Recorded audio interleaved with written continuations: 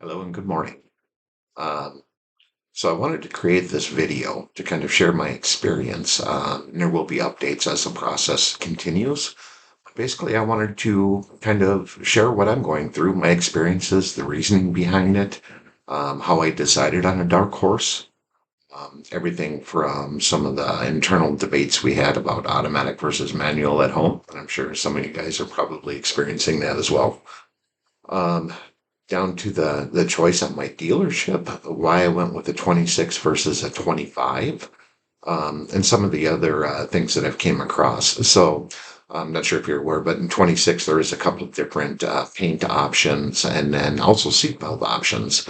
So on a side note on that, I would have actually ordered the black seatbelts with the blue trim, but they don't offer them. So it's either all blue, like the brake calipers, which is kind of that bright blue, but I didn't want it to overwhelm the interior of the car with these solid bright blue seat belts. So I ended up just going with kind of the standard ones. Though I do like the black one with the red stripes on them. I'll try and actually leave a picture up here so you can see what I'm talking about. But that was a $495 option. Again, I would have ordered it if they would have offered it in the blue because I did order my car in the blue Ember. Um, So with that being said, so for this video, what I'm going to be doing is just kind of documenting my experiences, updates I get from Ford, all the way till the time my car arrives, which right now is slated to probably be about, I don't know, 11 months from now. It's August. So we're looking mid-April of 2026 is what it sounds like. That's a long time, but actually the waiting sometimes is kind of half the fun, getting the updated emails, the paperwork, that kind of stuff. I still haven't received my VIN number or anything, but did get the confirmation from Ford that they had received the order. Um, so yeah, in this video, I'll kind of talk about how I decided on a Ford Mustang. I've actually, to be honest with you, I've always been a GM guy. So growing up, I had the Camaros and the Trans Ams and Firebirds, Novas, all that kind of stuff. I have owned a few Fords, and that was more out of necessity. Cheap car, needed a beater to get around, come from a blue collar kind of a background. Um, and so GM guys, why I was a GM guy, I'm 58, by the way. So I kind of grew up in that perfect era of late 60s, early 70s muscle cars. And to be honest with you, I ended up going GM just for the simple fact is generally the parts were cheaper for them. So one of the first cars I had was a 70 Z28 that had the LT1 in it, that Muncie 4-speed. Again, we'll get back to the Tremec versus the automatic because that was definitely an interesting debate within our household. For any of you married guys, I'm assuming you may have had the same discussions. But I will actually get to that in a little bit too. So, long story short, I grew up a jam guy. Probably had 100 cars, as I mentioned before, but and was honestly never a Ford guy. I had like a little Mustang 2 in the 77 or something. Nothing memorable. Great gas mileage, but that's about it. And then I had 78 Thunderbird, I think. Nice car, but again, nothing other than kind of essential transportation. What else did I have for Ford? Oh, yeah, I had a Ford Taurus wagon, and then that's when the family started. And also, fortunately, I ended up trading my 70 Z28 when I started having a family for, believe it or not, a Tempo. I was never, like I said, a Ford guy, but it was out of necessity. So how I became a Ford guy, it's kind of interesting because I was curious about the Challengers, I was curious about the Camaros, not so much about the Mustangs, but I did travel for work. So I ended up renting a Camaro. The rental place actually gave me a Camaro to take, and I had to drive from Minneapolis to Chicago. Um, Great car, thought I liked it. Some of the things I did notice about it is that it was very small, which is fine. I mean, it's a sports car, but I did get stuck in a storm on the way home. And in my opinion, the visibility was absolutely horrendous in there. The windshield seemed tiny. There was some blind spots. Of course, it's the middle of the night in a horrendous thunderstorm. that lasted a long time as I'm trying to make my way home from Chicago. So I don't want to say that kind of jaded my impression of the car, but it just wasn't something that I was really interested in. A couple weeks later, I ended up getting a Mustang convertible, probably a 2023, one of the EcoBoosts. Um, and I had that for about a week. And to be honest with you, I kind of really liked that car, which I was surprised about. I liked how it looked. I liked how it handled. It was a little bit bigger than the Camaro, so there was extra trunk space in it. Um, so it just kind of it stuck with me. I liked it. Uh, then I ended up having, I guess, probably another couple weeks later, one of the Challengers. Uh, I do like how they look from the outside, but then the driving experience of it was something that was different than I had anticipated. It's actually a much larger car than I thought it would. It reminded me, I hopped in and it reminded me more of like the family sedan, which would be perfect for some people, but for me, a sports muscle car type car is not really that. So again, the Mustang had a lasting impression on me. So I started looking around online as everybody else does and seeing the promo ad for the Dark Horse. Everybody's familiar with the iconic blue ember Dark Horse going through the tunnel that they started putting out in 23. So it lingered with me. Again, I'm 58 and never anticipated buying another car like that. And so, but it did. It stuck with me. Ultimately, ended up making it my screensaver on my computer. Started looking into it, kind of researching a little bit. And at that time, it seemed as if they were incredibly difficult to find. Dealers had them. They were substantially over MSRP, if you could even get one at a dealer. And as time progressed, remember this was back in 23.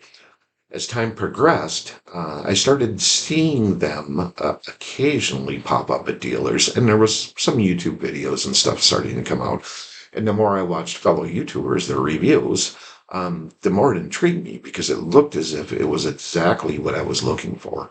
Again, they were extremely difficult to find and very expensive cars, no doubt about it. But with that being said, everything is incredibly expensive right now. Literally, there's pickup trucks that cost substantially more than a Dark Horse. Again, which is totally fine if that's what you're looking for. But to be honest, what I was looking for is something that was me. And when I say that, as I explained earlier in the video, I grew up kind of in the muscle car era, blue collar neighborhood. Kid down the road was working on his 73 four-door Impala and putting Keystone Classics on it and, all that kind of stuff. And that's the kind of neighborhood I grew up in. I was fortunate enough to have that early Camaro with the LT1 in it, which was pretty quick. Kind of an interesting story on that. So I had bought that from a car dealership. Yes, those were still on the car dealership, but it had the L50, 15s on it, and it had the Keystone Classics and the thrush mufflers and kind of everything as a young kid that you want on it. A four-speed Muncie. And it had been built a little bit. It had different cam 202 oval port heads, headers, different intake, Holley-Carb Excel ignition, blah, blah, blah. So it was a pretty quick car. Side note, one of the things I loved about that Muncie was the gear whine of it. It always stuck with me, and I've always missed it. So funny, being a young kid, first manual, four-speed. Ultimately, I ended up frying my clutch. So again, not having tons of resources available to me, what did I do? I tried to fix it myself. So with that being said, I took the tranny out, stuck it in the trunk of the car, and it sat for a long time. So what ended up happening with that is since the tranny was in the trunk, it did leak gear lube. So from then on, my Camaro smelled like gear lube, which was great because it's part of the memory. Um, Ultimately ended up getting the Muncie back in and back up and running. As another kind of side note is that it did have 373 gears in it. So when I was looking at the Tremec, it was great to see that the diff had 373 gears in it versus the 355 of the automatic. So it was my daily driver. It smelled like gear lube, had headers on it, thrush mufflers that ended right after the muffler. So basically it smelled like gear lube and burnt carpeting in it. Boy, I love that car. Um, and it always stuck with me because it's who I was. As time progressed, like I said, I probably had 100 cars. Never been the super BMW European kind of guy. Always American muscle because that's what we could afford. Um, back in the day, if you happened to see somebody that had, I'll give you an example. We had maybe 3 blocks over an older guy that happened to have an AAR Cuda, which was the envy of the neighborhood. The 340 purple and blue with the black matte stripes on it, and a beautiful car. But that was like the epitome, and it was to a place that none of us would probably ever obtain. Um, but yeah, the Camaro was great. Something else about the Camaro. So what ultimately ended up happening is the Muncie, the synchros locked up in it, and I couldn't fix it. So what I did was I put a sagging on it, and I don't know if this is the difference between those, the trannies, the manual trannies they were talking about previously, and the other generations of the Mustangs versus the Tremec. But I put a sagging on it, and the car was never the same. It pretty much made the car soulless. It didn't perform the way it was. It wasn't as fun to drive. Um, and from all perceptions that I've gotten so far, it seems kind of that Tremec reminds me of how people experienced the Muncies back then. Whether that's true or whether it's not, I'm not 100% certain because I've never driven one of the Tremec cars. Though I did order my one because this is another portion of kind of the conversation too. Um, which I'll fast forward real quick. Anyway, yeah, I ultimately ended up trading a Camaro for the Temple because I started a family. Still can't believe I did that, but it is what it is. Um, so with the automatic versus the Tremec, yeah, that was an interesting debate. My wife, who I totally adore and respect, does not drive a manual. Has never driven a manual. Um, and it really agreed to us getting a car if it would be an automatic. I've always had, contemplating that because again, that back to that original experience of me changing out the Muncie for the Trump or for the Saginaw. I was never happy with the car after that. It was never the same car. So all the time in the back of my mind, I'm like, okay, great, we'll have a Dark Horse Mustang, but yeah, it'll be the automatic. Okay, cool, I can live with that. Um, so one popped up at my local dealership. It was about, and this was just recently, probably 1:30 in the afternoon. Get a text, hey, we got one in here. Um, I get off work at 3. I went immediately to the dealership, and it had been sold already. And I tell you, I am so thankful that it was sold because I probably would have pulled the trigger on it, even though it wasn't exactly what I wanted. It was a black car handling package, but it had the automatic. So I was kind of bummed when I left because beautiful car. Um, but then as the night progressed, within literally hours, I was so thankful I didn't buy it. And the reason being is that I don't want to buy a car where I'd be driving it and always wish I would have bought what I really wanted, which was that Tremec. So again, sorry I chuckled because that was I had to stand my ground. And any of you guys that are married probably have been in similar situations sometimes. But I couldn't justify to myself spending all this money on this car. Really, it's probably going to be my last hurrah. It's going to be my ability to recapture the memories that I used to have in some way, shape, or form.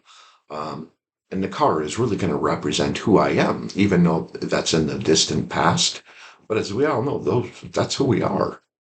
So to recapture that, even in a small way, was extremely important. And if I didn't get the manual in it, to be honest with you, I don't want the car because all of those thoughts that I mentioned before um, wouldn't be there, and I don't want to second guess the car. So yeah, that was an interesting debate, and I think that after a few days, because I had to stand firm on it. I can't. Like I said, I cannot live the car and always doing every time I hopped into it. I wish I would have done this, or I wish I would have done that. Um, so after again, sorry, smile, but after substantial debate that took place within our household. Um, my wife grudgingly agreed, which I am incredibly happy with. And I appreciate her doing that because it is a large expenditure of cash. Um, so, long story short, and I've probably said that about 10 times already, but what I'm going to do is I'm going to capture every portion of kind of the process, the experiences that I've had, um, all the way to the dealership interactions. I mentioned a little bit about the debate between the Tremec versus the automatic, some of my reasonings why I'm getting it, um, and what my expectations are for the car. So I think the next topic that I'll get into is just kind of, oh, yeah, it's weird. The overall philosophy, what the car kind of means to me, what it represents, um, and why I've decided to spend that much money on a car. So I will continue on with this. Hopefully, you guys will kind of track my progress too, because I know there's a lot of other people that are contemplating it. And I'll leave links where they're appropriate, like my dealer, why I chose them versus some of the others. Um, and again, just the entire experience. It's incredibly exciting. Right now, to be honest with you, I have like my build sheet and the paperwork from Ford. I look at it every single day. Um, so I ordered it on August 12th, and today is August 16th. So as mentioned, I kind of grew up in the muscle car era. And again, the Ford Mustang wasn't always my first choice, no doubt about it, as I explained earlier. Um, so with that being said, it's in my DNA, I guess, and can't help it, and I'm thankful that it is. But I'll give you an example. My dad was in Vietnam. Came home in '67, and kind of what kept him motivated during that time was that he promised himself when he got back he was going to buy a '67 427 4-speed vet, and he did. It's kind of funny because they always used to blame me because I was born about that same time for the reason he had to sell it, which I guess is probably accurate because I almost had to do the same thing with my Camaro.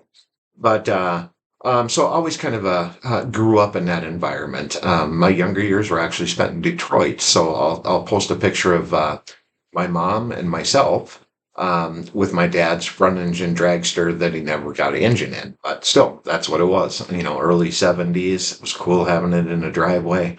Unfortunately, both my mom and dad have passed. Miss you guys. But their DNA still obviously lives on in me. And again, that's kind of what this car means to me in a way. It's just, it's part of who I am. So, again, with the Dark Horse Mustang, it is interesting because there was a lot of early speculation. Was it going to be extremely limited edition? How was it going to be? Is it worth the extra money versus the GT? And for me personally, with kind of the upgraded internals on the engine, the Tremec, and some of the additional coolers and some of the things they put on the car, it's worth it to me. At the very least, it seems as if the car is built to maybe last a little bit longer than the traditional GTs. But then again, I don't know. Never owned one of them before, and I'm sure the GTs are just fine. But it was the Dark Horse that captured my attention. So as I was looking for them, again, just casual, browsing the internet once every 3 months or something to see what's out there. As I mentioned, they were starting to pop up in different dealerships. I'm located in Minneapolis, which has a very short window for summer. So most of these cars were, Miami, Florida, or Oklahoma. Again, unobtainable for me, just for the simple fact I didn't have the time and didn't really want to devote the resources to travel out to these dealerships on a car I wasn't even sure about. So, 25. We're in 25 now, and I've had the opportunity to look at, I don't want to say quite a few of them, but a few of them. That black one I mentioned, beautiful car again, but just it was an automatic and it was sold.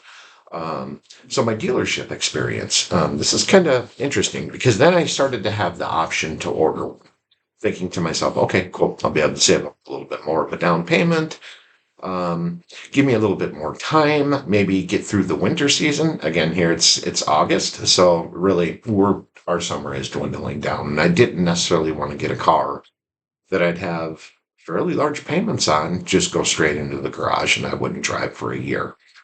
Um, So I did have the opportunity to actually get one that was in transit, that was a 25, kind of spec the way that I wanted it. But then again, that thought kind of crossed my mind. Do I want to have these payments for the car I won't even have the potential to drive for another 6 months? And then the other thing that kind of came into play was, uh, do I want to buy the last of the 25s since I'm going to have to wait to drive it anyway, or should I order the 26? And ultimately, I decided to order the 26, the 2026 Dark Horse. So I was able to get it spec the way I wanted to. I got the 700A with the Recaros. I got the handling package and also the performance track package in the Blue Ember. I'm trying to think what other options I ordered. I think that's about it. So your typical postcard of that original Mustang that was, the pictures were taken in the tunnel for Ford's promo. Um, I'll post a couple pictures of the different cars that I've looked at as far as Dark Horses. The dealerships. So the initial dealership I went to, it was funny with the black one that was sold. Great guy. Have no issues with the salesman. Kind of maybe a younger guy who I don't know if he's been in the car sales business for a long time, but I appreciate that. Um, but I guess kind of the thing that I was lacking, because I'm going to buy a car, and obviously I have. Um, just not a lot of follow-up communication. I guess there wasn't a lot of excitement um, on the sales part of it. So yeah, I don't know what it is, but retrospectively, I'm excited about this car. This is a huge purchase for me. It means everything to me. Um, and I would hope I would get a little bit of that back from kind of the dealership as well. So I kept exploring, looking for the option car that I wanted, found a different one at a different dealer about 2 hours away that was in transit. Same kind of deal though, just not a lot of communication, not overly excited. It was as if, sure, absolutely, they'll sell me the car, but that's really it, which I guess, is probably the way it normally works. But then I decided because of that, I decided to actually call a couple other dealerships once I made the decision to go to the 26. Um, and the third dealership I called, absolutely, they're able to order it for me any way I want. The important factor was, and I will actually post a link to their dealership because the sales manager, his name is Tom, but initially, when I mentioned what I wanted, he was incredibly enthusiastic, which I appreciated because I'm excited about this car too. I mean, again, it kind of means everything to me. The people who built it at Flat Rock, the dealership, the whole experience are part of my journey as well too, and that's incredibly important because all of these are my memories that go into this car when I'm driving it around a year from now. But what was neat about Tom, and I very much appreciated, and I think it was 100% genuine, is he was incredibly excited. He's driven the car before, his buddy's got like a GT350R. And so the conversation really kind of turned from sales to just, we're both car enthusiasts. The experience growing up, the feel of a muscle car, the sounds of it, the smells of it. Um, and he's been absolutely extraordinary about just back and forth and getting me all the information and genuinely seems excited to get the car in as well for me. Um, so I really appreciate that. The sales associate, some of the different people I've talked to, very good. And it seems genuine. So to me, that was incredibly important. Uh, they actually do have 2025 a bright red one with the hood graphics delete on it, it looks like, but that has a Tremec and the handling package, though it is a 600A on their floor right now. So again, today's August 16th. But if you're looking for one of those, I would definitely at least kind of make the phone call and talk to Tom, the sales manager there, because he seems to be a legit car guy.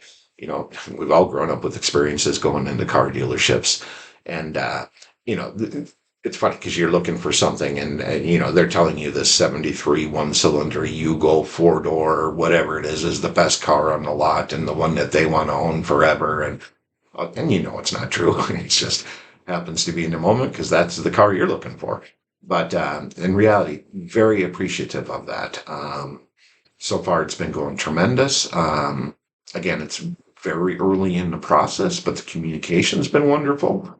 I don't want to say I'm getting daily updates, but the communication so far has been very good. They are always, answer their phone when you have a question, um, and are always very enthusiastic about it. Not in the salesman way, though, but in the general excitement of this is something special that's going on. It's special for me. It's special for them.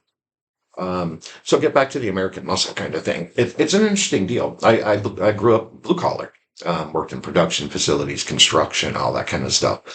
So part of this car too, to me, embodies everybody else like me. So when I say that, I'm looking at the people who are working on the assembly line in Flat Rock, Michigan, that are assembling my Mustang. They get up, they're tired, they go to work, drop the kids off at the babysitter, working whatever, maybe 12 hours a day. Sometimes it's hot. I completely understand that. And what I want to say to the people in Flat Rock is I appreciate what you're doing because you are adding something to my life that I'll have forever. So thank you for your efforts. One of the things I really wish I could get, and to be completely honest, if anybody from Flat Rock is listening, or the Ford facility, corporate Ford, I would love nothing more than to have a picture of the people that are in the plant putting my car together. Um, to be honest with you, I'd actually like them to sign like their intake on it and stuff because that's part of my journey. That's what the car means to me. Same with my sales team. I can't wait to get it, and I know they can't wait for me to get it. By the way, so right now they do seem to be selling right about MSRP, or a little bit less. I know that red one I think is, I don't want to say significantly less, but because I'm not quite sure what it was optioned at, and other than the handling package, the Tremec and the hood deletes on it.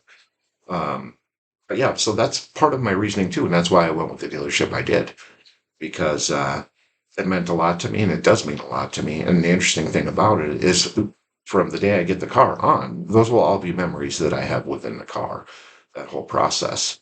Uh, so I don't know if that makes sense. I know a lot of people, and I've been in the same situation, go out, buy a car, whatever it is, stop and get a pizza on the way home, and the next day all they really have is a car in the garage with car payments.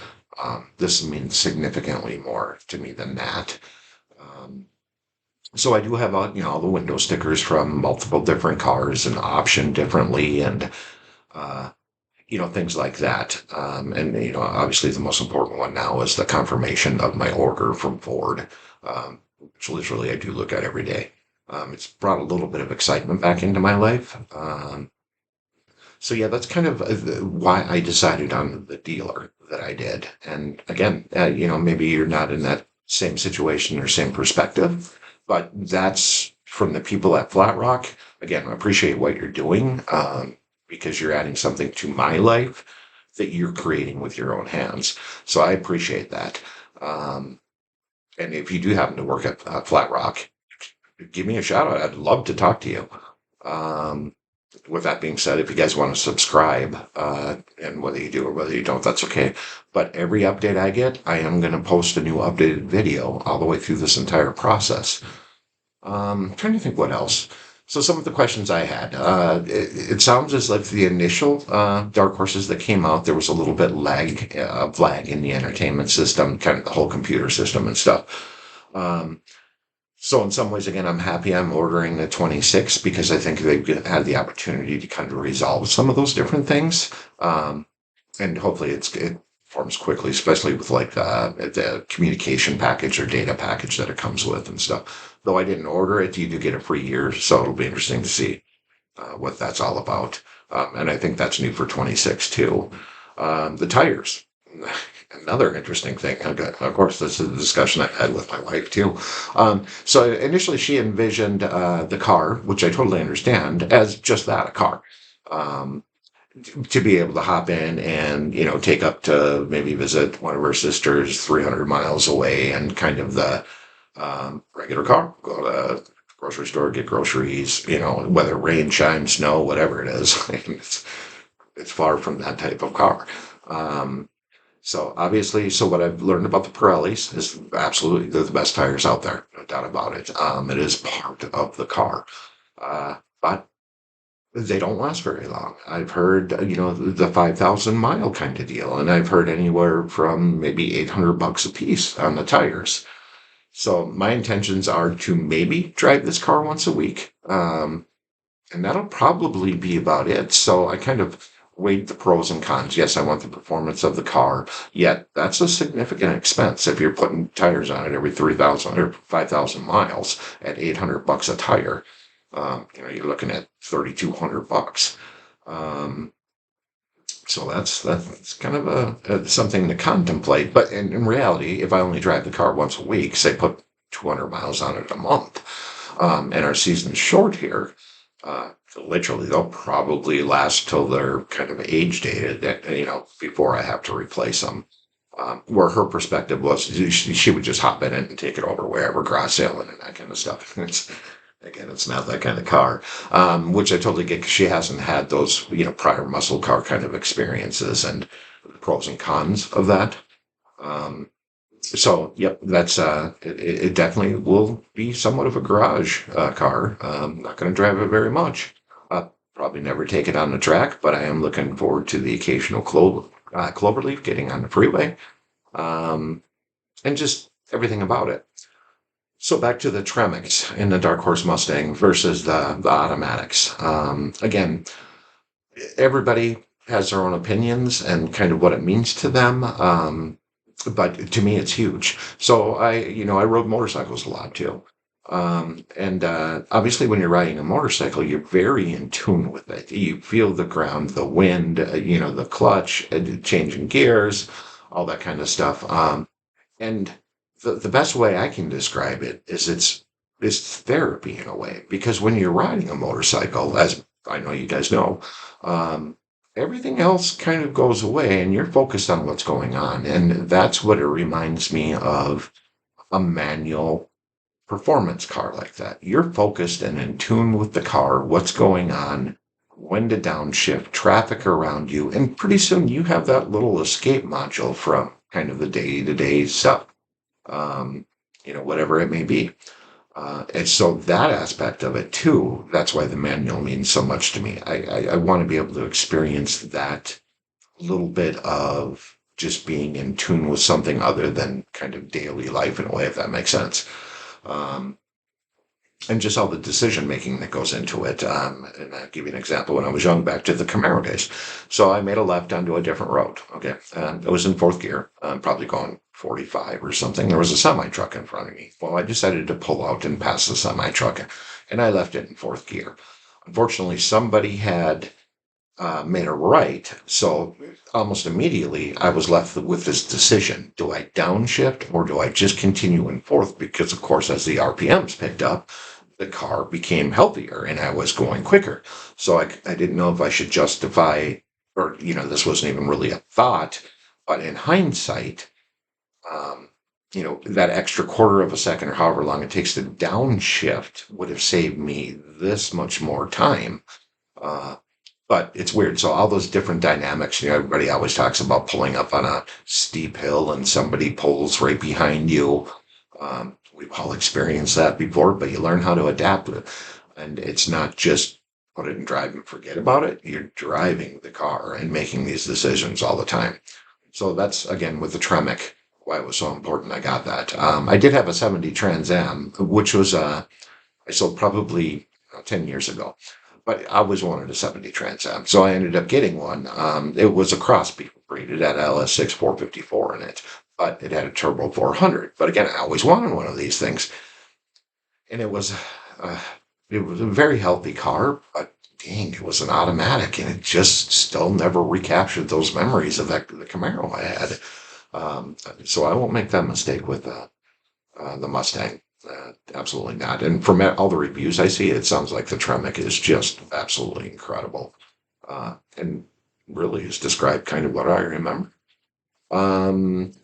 So I'm trying to think if there's anything else. That's where I am right now. I ordered the car on, I guess it was probably Monday night. Been in contact with the dealership quite a bit. Got my confirmation letter from Ford on Wednesday.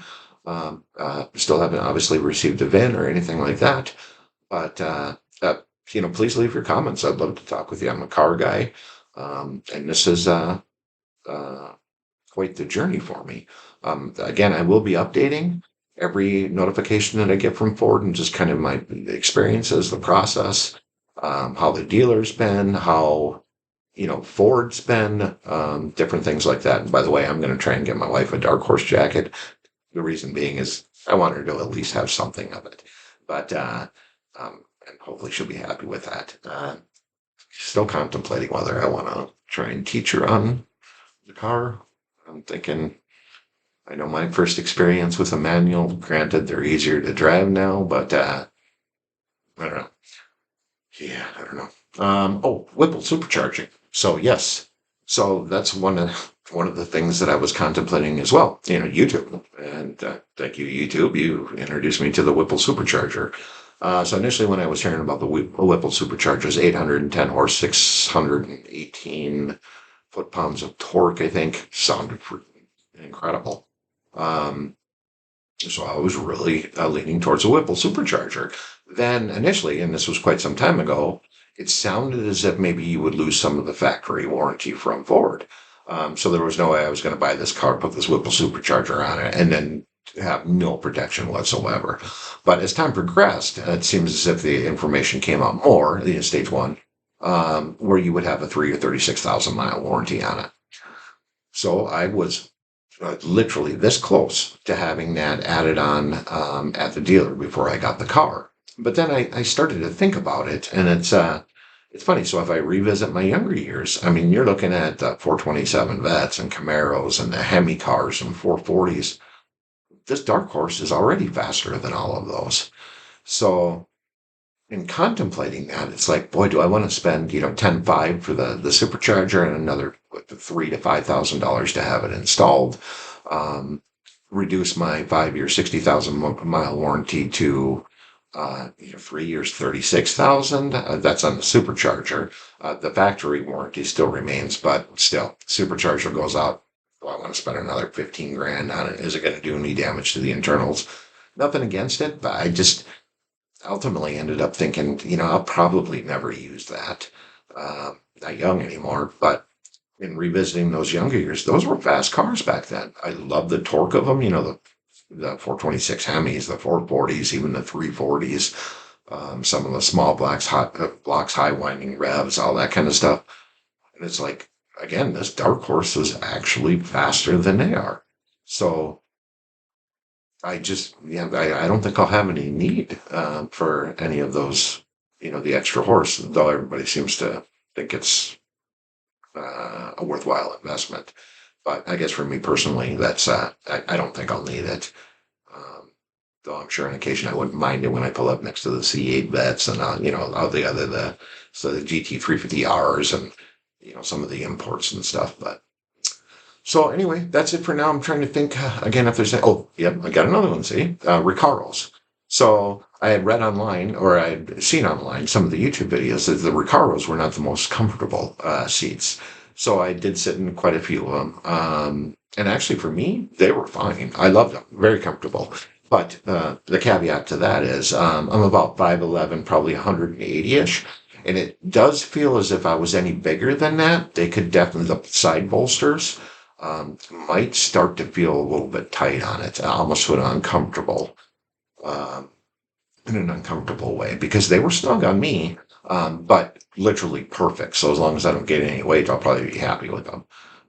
Everybody's heard about, the lag on the computer screens, the seat belts always falling out of the holders, the Recaros maybe not being as comfortable, the cheap interior, some observations from the interior. It was fine to me. I like the blue stitching with the Recaro and I forget, appearance package in the interior. I'm okay with the LCDs. I don't have any problems, though my eyes aren't the greatest anymore, so hopefully I'll be able to dial those in when I'm driving.